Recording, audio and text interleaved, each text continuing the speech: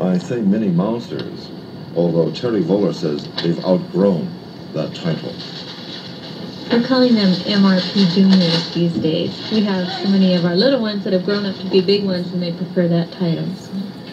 How do you find them? How do I find them? Mm-hmm. Intriguing. Where do they come from? That's what I mean. I mean, you don't go out and beat the bushes for them. I see. We have our educational workshops that begin in September when school starts and run in 6-week sessions throughout the school year. So we're an ongoing program. That is the educational process. Then along with that, we have the production, which is also an educational process in its own right. But this way they learn what they're doing before they get on stage, and that usually takes care of the stage fright, and we get a good quality piece of entertainment. How long does it take to get them ready to walk on stage without dying? Some are ready the day they walk in the door.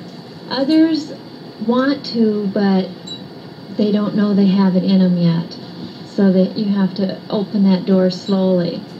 But one of the things we strive for through the Children's Educational Performing Arts Program, which is the official title, is that there is work to be done and your talents can be used anywhere in the theater. If you're too inhibited to hit the stage this year, then maybe you want to be the wardrobe mistress, or maybe you're the tech designer, or the person that works the lights, or the sound. There's all those different jobs involved in theater, and that's something very important to us. Do you find sometimes that you have kids who just want to be stars and don't want to do that? We have no stars in our theater. That's always been, but that has been a problem with adult theater, amateur theater, where everybody wants to have a lead. Mm-hmm. Well, those people that enjoy being on stage, everybody hopes for that big role. But in our theater, everyone does all of the work. The kids do everything. So they learn respect for the technicians right away, and a lighting tech or a sound tech is one of the most respected persons on the set. So it's really a team effort. This is about the only place in the state that does this, isn't it? Yes, sir. Can you elaborate on that a bit? I think it's great. Well, I know there's a wonderful program in Fargo called Trollwood. I'm not real familiar with that. As far as I know, we are the only program that runs throughout the school year and then has a summer camp as well in the entire Midwest. Who created this? This was a dream of our resident director, Sandra Carnax, several years ago. And she was looking for the right person, so she tells me. And I came into the theater on a dare from my husband to do a show. And the next spring, Sandy said, "You're going to help me with children's theater, right?" And I said, "Sure, what do you need me to do?" Little did I know exactly what she had in mind or how the dream would blossom. Now, how about the plays? Who inspired these, or who gave the children the idea to do these? The Readers Theater program began 2 years ago. Again, an idea of Sandy's.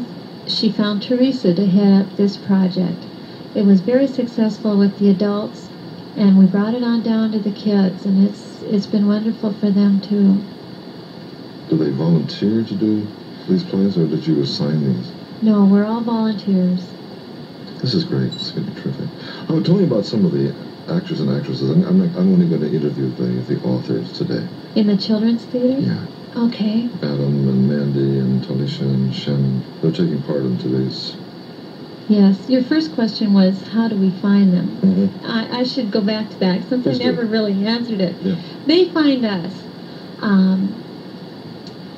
There is little advertising done, but the kids that come through the door are usually children that are really interested in drama, or they're extremely shy and their parents want them to be brought out of their shell, or they have learning disabilities and need to work with reading, which with scripts we seem to have no problem in that we find other ways for them to memorize their scripts, including audio tape.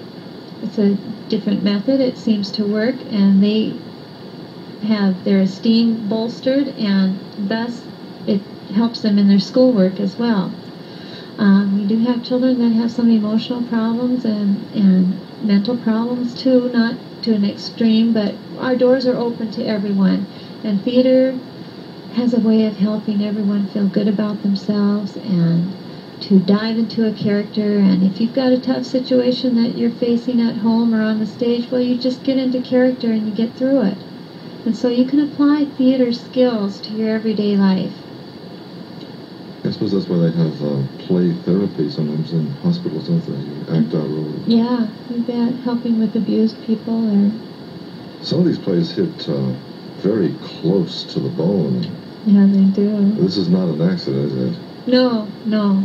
This playwriting is something that we started last year, and we're getting into a little heavier because, as you can hear, it's there inside them. And I've had, as a director, had difficulty finding pieces that are meaningful to children to produce, especially 5 to 7-year-olds. They don't write plays for 5 to 7-year-olds because they can't read script. So I've had a lot of trouble finding that and ended up writing a couple myself. But most of the things I find for children are either total fantasy or melodrama or something along that line. For real life situations and drama, it's kind of fun to have it come out of themselves and have people touched by it. Do you think fantasy is something, a thing of the past now for children? I hope not. Oh, no. I hope not either. No. It's wonderful. But there's a lot of real-life situations that children are having to grow up with now, and always have, I suppose. But it's nice to have theater touch you and educate you, not just entertain you. Yeah, back to the old days of ancient Greece, when theater was a part of a ritual. Mm-hmm. It had a real meaning in society, a real place in society, not just something you set aside for the weekend. That's right. It's a reflection. Well, I could tell that there was a lot of emotion in some of these performances. Yeah. How did you get that out of them? Or was it just the situation that didn't? They have been, when they start a production, or even in workshops, we talk about getting into character. It's the Strasberg method, and we've learned it as actors through our productions in the theater. And you learn how to shrink inside yourself and get into somebody else's skin. And we've taught them different techniques that they learn how to do that. So no matter where they're at, they can use that, and it works. Is it much easier for children than it is